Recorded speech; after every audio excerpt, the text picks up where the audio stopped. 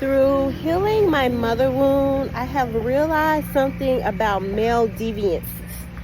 And I don't think men are inherently deviant. I think that this is something that is passed down womb to womb, depending on what mothers are allowing and accepting. And because women are natural alchemizers, natural creatrix, whatever you want to call it, I believe that what happens with the womb is something that is very interesting. So, no, there's this aspect of, let me think, I'm sorry, I got distracted.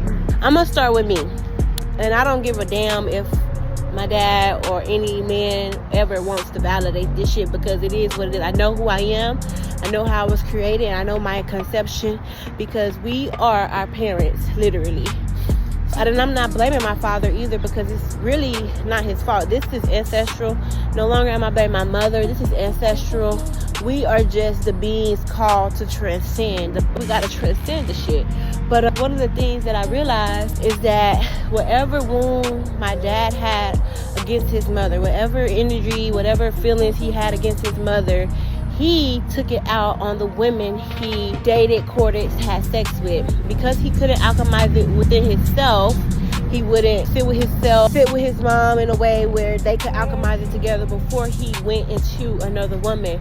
So whatever entity attached to the dynamic is one that is an entity that wants to control, an entity that doesn't like rejection, an entity that is filled with so much not good energy. I'm just gonna say, for the black woman, the black womb, energy that seeks to control, colonize, corrupt the black womb. And I'm not saying he intentionally was the one to do it. I'm saying that this energy is something that it attaches to those who are not doing their own work and who are, I would say, weak. And our men, because they come through our women, they are most vulnerable to this energy, because women have not been accountable and responsible for our womb space.